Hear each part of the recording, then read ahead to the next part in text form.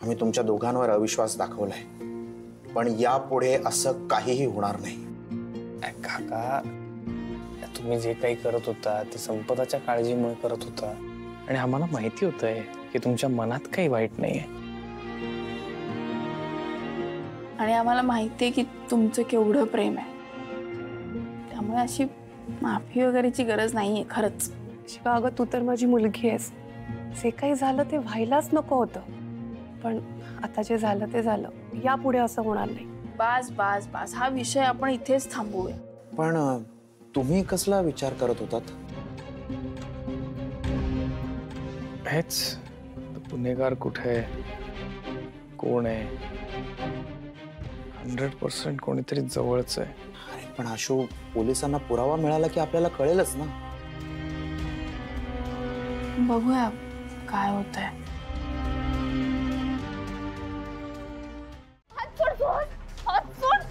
तू काय बोलत होतास बाहेर? हे बघ मी ऐकलंय, तू काय बोलत होतास तू सांग। तू मी समजते तू ह्या सगळ्याच्यात नाहीयेस, आणि तू एक मिनिट, तू शिवावर नजर ठेवायला म्हणून मला पाठवत होतास तिकडे? मी सगळं सांगतो, हळू बोल, कोणीतरी ऐक। रॉकीचा जीव तू घेतलाय म्हणजे त्या ड्रायव्हरला पण तूच मारलंस ना? सुहास, तुला कळतंय का? तू खून केलाय अरे त्यांचा। मला काही कळत नाहीये, मला खूप भीती वाटायला लागली। हे बघ, घरातल्या कुणाला कळलं ना तर ते तुला जेलमध्ये टाकल्याशिवाय राहणार नाहीयेत। हे बघ सुहास, पैसे चोरणं, एखाद्याला फसवणं, फ्रॉड करणं, सगळं ठीक आहे, पण तू जीव घेतलायस। बरं, एकाचा नाही, 2 माणसांचा जीव घेतलायस तू। तुला भीती कशी नाही वाटते? झोप कशी लागते तुला? तू त्यांचा जीव घेऊन आता शिवाला मारायचा प्लॅन करतोयस? मी एवढे दिवस इकडं खुनी माणसासोबत राहते, मला घाण वाटायला लागले, तुझी किळस येते तुझी। मी नाही राहू शकत तुझ्यासोबत, मला कुणातरी सांगायला लागणार हे, मी नाही राहू शकत तुझ्यासोबत।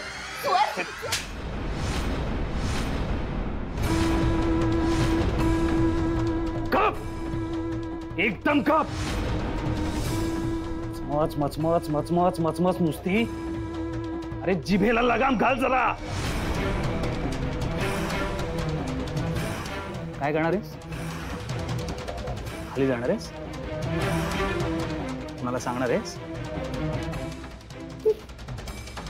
तुझी हिम्मत। हे बघ, त्या रॉकी आणि ड्रायव्हरला जिथे पाठवलंय ना, तुलाही तिथेच पाठवी ना। जराही मागे पुढे बघणार नाही, कळलं का? सॉरी हा। जोरात मारलं ना मी, मला खरंच तुला मारायचं नव्हतं ग, चुकून मारलं। जसं त्या रॉकीलाही मारायचं नव्हतं, चुकून नेला बिचारा। काय झालं माहितीये का, मी मारणार होतो शिवाला, पण रॉकी मध्ये आला ना आणि फुकट जीव घालवला स्वतःचा। आता मला सांग, याच्यात चूक कुणाची, माझी का त्याची की नाही? आणि काय ग, तू सुद्धा त्या शिवाच्या डोक्यात कुंडी टाकली होतीस तेव्हा काय? हा, तेव्हा रागाच्या भरात असं वागली असशील ना? मग मी पण आता रागातच आहे, कळलं?